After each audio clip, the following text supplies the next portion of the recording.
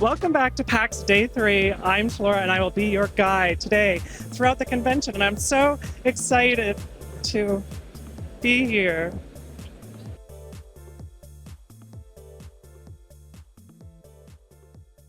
My name is Andrew Carl. I'm the Senior Communications Manager at Mad Mushroom. We're an indie game publisher, and we're part of the OTK Media Network. Cool.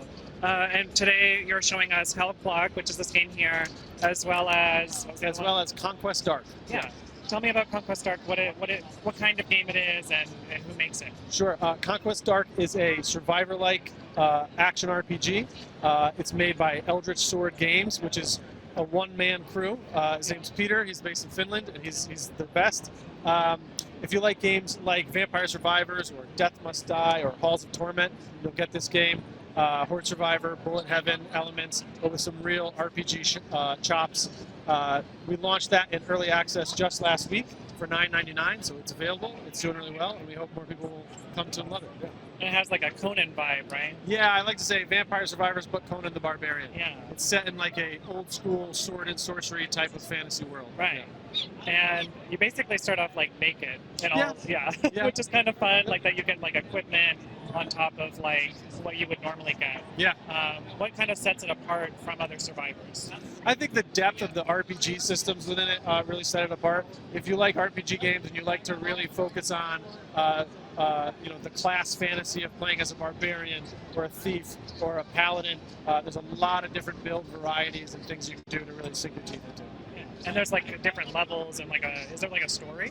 Yeah, the story generally is that this world has been ruined by hordes of undead that kind of came to be when the Black Planet arrived in the sky 236 years ago. That number of years might be off, but that's the gist of it. There's one free city left, Carathia, and mercenaries, adventurers, criminals, they venture from that city. They enact dark rituals to try to unlock the secrets of the Black Planet. And in game terms, unlock new abilities, weapons, classes, stuff like that, to try to win their world back. Yeah. I would just say that Conquest Dark is available in early access for $9.99, and it's a hell of a time. So I hope people check it out. I'll probably be playing it because I feel like Survivor people can't get enough Survivors. Right. Like once we start, we have to get another one and another one and another one. So we just needed another one. We hope this one will scratch that itch. Yeah. It was very satisfying to watch like my little arrows fly all over the place, awesome. And the usual stuff. Good. Tell me about Hell Clock. Great. Hell Clock is a roguelike action RPG. It's from a studio in Brazil called Rogue Snail. It will launch in 1.0 launch will be next month, June, for $19.99. Okay. What is it about? There's like something about a church and we're killing the undead, we're going to hell. What's going on? Yeah, so in Hell Clock, you venture deeper and deeper into the depths of purgatory and hell. It's made by, the studio is in Brazil, and the setting of the game is Brazil in 1896. It's based on some real-world historical events called the War of Canudos. Okay.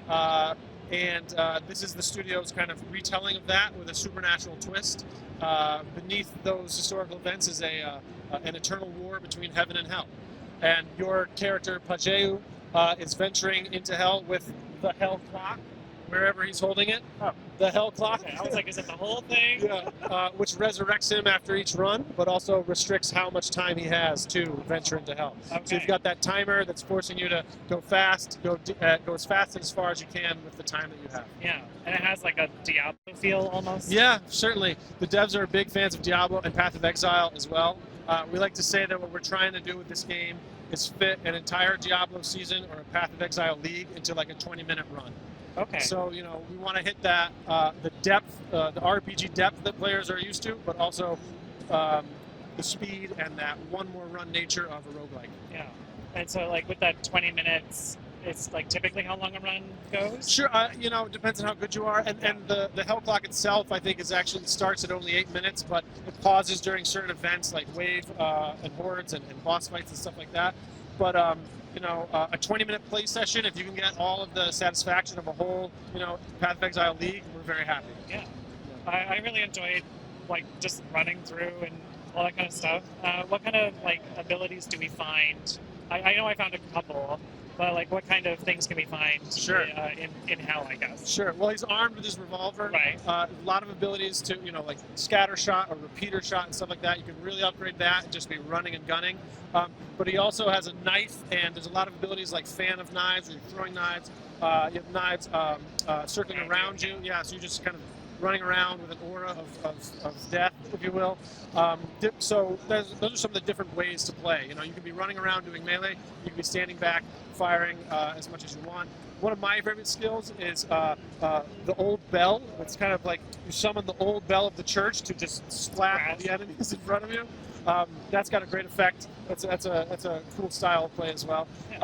There's a lot of different, with each act, there's 4 acts in the game, and each one opens up a new set of skills. So that's kind of ways to try out different skills or different classes and find the play style that's best for you. Yeah, and there's always just going to be something new, I guess, as you progress. Yeah, totally. In terms of like the story, we're going to get like a history lesson. A little bit, like, yeah. Where does because this kind of gameplay is very like fast. Yep. What time do we get the backstory, I guess? Sure. You get it a bit in between runs because you return to the church and the courtyard of the church. There's a couple characters there that give you some exposition and fill in some of those narrative gaps. Some of the bosses that you meet and fight, they're also kind of part of the story. Enemies that were part of the war have been corrupted and are now demons in hell. I think the first boss you might have faced off with was the merchant. Yeah, and then after that comes the jailer. So these are characters that have some connection to the story as well. Yeah. Well, I can't wait to try both. Awesome. Personally, they were both really fun. And thank you so much. Thank you for stopping by. We're happy to have you.